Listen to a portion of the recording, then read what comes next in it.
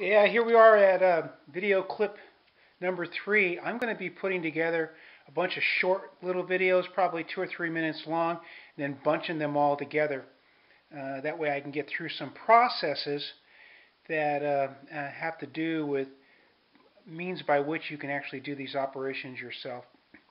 Anyway, I wanted to get to this because I'm going to be burying this upper triple tree with gauges and instrument holders and such. You're not going to be able to see it. And don't think that just because this upper triple happens to be silver now and looking kind of good that that's the final configuration or the final hardware. I built a whole bike in mock-up, and then I tear the whole thing down for cosmetics, part of cosmetics is actually color too. But this is a mechanical process that I thought was going to be kind of fun for me to do, and I want to show you what I did. Is I made an air over coil front end out of this. What I did was, I see my little chopstick pointer. I've drilled out and tapped the top of the fork cap, and then I put a 90 in it. Then on top of the 90, I put a 3/16 National Pipe Thread 1/8 on one side, 3/16 barbed hose on the other, on both these, the top of both fork caps. Wanted to show you that because I'm going to add to that in just a second. I don't want to see wires on my bike, and even though I'm using Clubmans, it's really a pain in the butt to get the wiring through the Clubman. But I'm going to go ahead and do that because it might take me an hour or so, but I'm going to have the cleanest product ever. And the reason I wanted to show you this at this point is, you see this, is I've got a compatible drill hole in the bottom of the Clubmans where it's going to rest right over this hole that I've actually drilled through the upper triple. I'm going to drop my wires through the Clubmans, through a hole that aligns with this hole, and then the wires are going to come out of the bottom of the triple and go into the headlight where they're going to be ganged in with the rest of the wiring harness. But that way you won't see any wiring whatsoever. One other thing I wanted to point out to you is that you notice that this area right through here doesn't have an ignition switch mounting system to it anymore. Well, I kind of feel that if you're going to be doing this kind of work, go ahead and take the time and cut away all the stuff that you don't want and make it as clean as possible. I've cut that mounting system away and then ferreted it out with a flap sander on the end of my die grinder and clean that whole thing up. One more thing I want to point out about this upper triple is that you see that on the side of these handlebar holders that they're flush. Well, they don't really come flush from the factory. The factory has one company probably machining the uppers and another company actually machining the clamps, and when you put this system together, they don't really match perfectly. So I guess I'm kind of like maybe blueprinting it by match sanding the handlebar holders with the upper triple and just making it that much cleaner as well. Okay, I want to show you one other thing that's going to be part of this air system, air front end system, and I think you'll think it's kind of cool, is that this is a manifold / instrument bracket that I actually built. The manifold is a 1-inch square piece of steel tube that I've capped on both sides and brazed in a cap. Then I've tapped and drilled in 1/8-inch pipe thread on either end, or actually on 4 sides. This one is a barb fitting that's going to accommodate a hose for the left fork leg, a barb fitting for the right fork leg. The bottom of this, as you might be able to see, is going to be the air filler system, and the upper hole is for an air pressure gauge. I guess one of the fun things about building your own bike is that you can change your mind on occasion. My first video said I was only going to run a single instrument.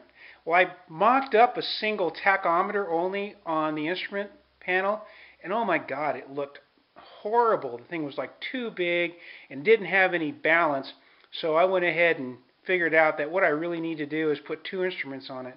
But to take some of the weight, and I don't mean weight by poundage, out of the system, but to take some of the weight out of the aesthetics of the system, what I did was I cut this instrument bracket down and moved it in so the instruments are 1.25 inches closer together, and they're closer to the upper triple by about 1/2 inch or so. I wanted to use the standard choke the thing that came on the 7778 because I thought that to be really, really convenient, and I like it, and it works well in my system. So I'm going to go ahead and dress this up with the instruments, and you can see what it looks like in its final configuration, and with the gauges and stuff in it. And then I'll give you just a little bit more information about this air system in the next 2 or 3 minute segment. Be right back. So here's that instrument panel mocked up for you. You can see that I've used these poly lines from the manifold down to the filler tubes on top of the fork caps. And then I've got a pressure gauge that's easily readable in between the two, the speedometer and the tachometer. And the filler nozzle is down here underneath. And I made sure that there's clearance when I actually have the tank on so it can swing free of the entire system. So this is what the final configuration is, and like I said, I had to change my mind because that tachometer looked too lonely at the top of this cluster, and it actually looked bulky and ugly, and now I think it looks kind of balanced and efficient and kind of trick because we've got this air system in here where you can actually see the pressurized or how much that air system is pressurized and how that changes with either speed of function, which is that those air forks move the forks moving up and down, or heat or cold. So it's kind of cool that you're actually going to be able to see how the air system actually works for the front end. And then I'm going to tear these instruments apart, and to match the white and black of the air pressure gauge that I put in for the front air system, I got these readily available high contrast white and black instrument faces. So I'll tear the instruments apart, refinish the cases, clean up the lenses on the inside, and then use these high contrast instrument faces. And that'll look like I think it'll look like a really nice system, don't you? That's what's going on right now. I've got a couple of little things like short videos, like I said, that I'm going to dump on top of this one to show you some other stuff that's going on, including how to get the wires through the wiring through those Clubman bars, which are kind of a pain in the butt. I'll be back with you in just a minute or two. I wanted to revisit these side covers with you just briefly because there's one more thing that I wanted to make sure I conveyed. I wanted to also show you these reinforced push pads after they're done. This side cover is completely reinforced now, and all the push tabs are steel reinforced with drywall screws and then flooded with epoxy. So this is going to be a really strong side cover. The function past this is body work. I've done the repair, I've done the restructure, and now the rest of it is like I'll have to do a little bit of filling here on the holes where the emblems used to be, but that's just like, you know, a regular body work. And I wanted you to feel confident too, because when I actually started, before I started fairing on that, this is what it looked like. They look like a mess. You know, I've got the thing all reinforced with epoxy and 6-ounce fiberglass fabric, and it looks like they need a lot of work, but the reality of it is that this stuff comes off really easy. Little sandpaper. I use a high-speed Dremel tool with a rotary file, and it cleans up really fast. But the message I really wanted to convey with you is, one, go ahead and try this because they do look ugly in the repair process, but they get to ready for paint very quickly.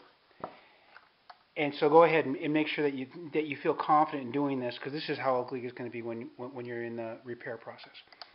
The rubber grommets that hold this to the frame are still available through Honda. And it would be ridiculous to me to do the type of work it takes to reinforce and repair these things without replacing those rubber grommets and making them as supple as possible. They're about $3 a piece, I think, so the entire set's going to cost you $25. But it's well worth buying those grommets. And I never ever put these side covers into those grommets without either spraying silicone or WD-40 on the grommets just before I slide these things in. I'm always careful with them too, because I just do not want these things to come apart again. That's all I wanted to convey to you, is that on the side covers, and I'll get to the bars here in just a few minutes. You know, club-ins are kind of the worst bars in the world to get wires through because it has this real drastic bend right through here. And then when they weld this area in, well, they don't flare out the inside, so a lot of times the inside edge is sharp, and so when the wires go through the bars, they catch. So I can't say that there's like an easy way to do it, but you have to tape up the wires, run a wire through the bars, and then drag with the wires, the pull wire, your function wires. What I've done is I've pared down the wires on both switches, where I'm only going to run 4 wires through each side. I minimize the function of the switches that I am going to use. So the left side is just going to operate headlight on and off and headlight high beam, low beam. The right side switch is going to be a little bit more complicated as per its function, but I'll still only need 4 wires to operate it. So for me to get the drag wire through, you first have to run through a lighter, like a piece of string like this. And even you people have like experience on a sailboat, this is kind of like a monkey's fist. I'll tie a knot into a very, very light string. And then I'm going to use air pressure to blow it through this hole and have it come out this other hole, which is a hole that pairs up to the handlebar mount on the upper triple tree. For this to work, though, you have to actually close off any holes in the bars so the air pressure only runs from one to the other. And this is really light, so all I'm simply going to do is put that in there and then blow it through. Let's see here. And there is a little piece of steel holding it up in there, a little burr from the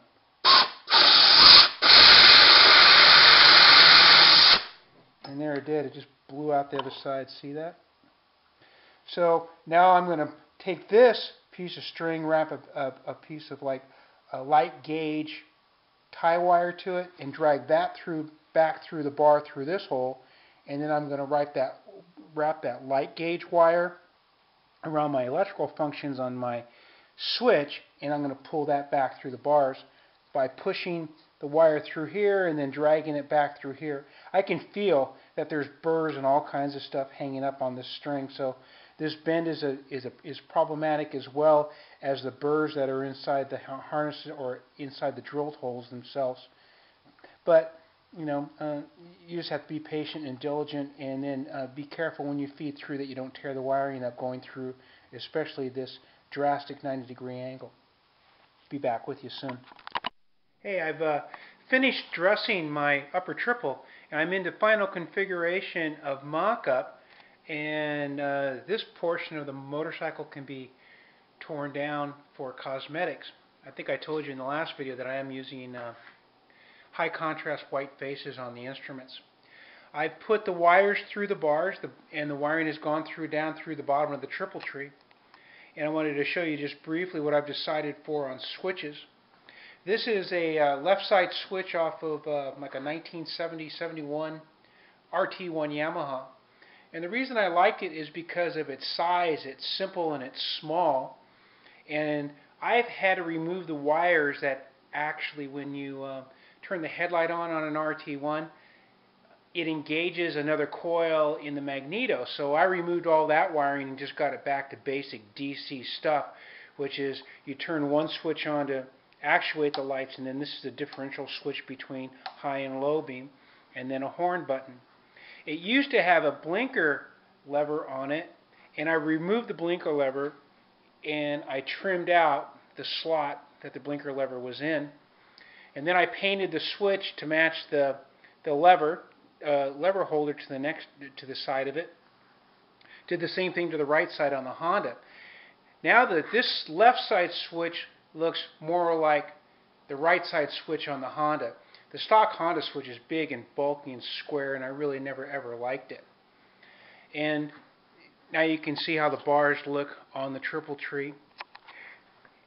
And this is the right side. I painted out the caliper or the master cylinder, and the right side switch, which is the stock Honda switch. I have a little trick for actually putting the red inlays into the lettering so you can read starter, on, off, and all that other stuff. But you know, the reality of it is, I don't like it on these kinds of motorcycles. I just as soon leave it off. I'll save that for restoration stuff. I think it looks better without all that red lettering on it, and you might want to agree with that. I don't know. But I'm going to tell you what the trick part of this electrical system is going to be. Let me walk around the front and show you one other little aspect as well. You see how Yamaha has these trick little bends to the levers, which you can get in the Honda too. But I really like that, and so that's why I went with another reason I went with Yamaha, because I actually like the way that the levers are set up. And this is a lever for a Yamaha for the clutch. Okay, and then when I couldn't grind away elements that I wasn't going to use, like say the brake light switch here or the mirror, because it's too integral to the mounting system, then I trim it out. I cap it off, and then it looks really, really clean. It might not be ideal like it was made from the factory that way, but at least they're all blocked off, and it looks like there is no function in that area, and that's the kind of look I'm really going for. Okay, so here's the trickery of my electrical system. The whole motorcycle is going to operate off the stock Honda kill switch. When you turn the kill switch to the run, it's going to fire off a relay. Here's one right here. These relays are kind of cheap. They're about $9. Buy them at an auto parts store. This particular one was a spare for my Tahoe. They're using this relay for the fuel pump.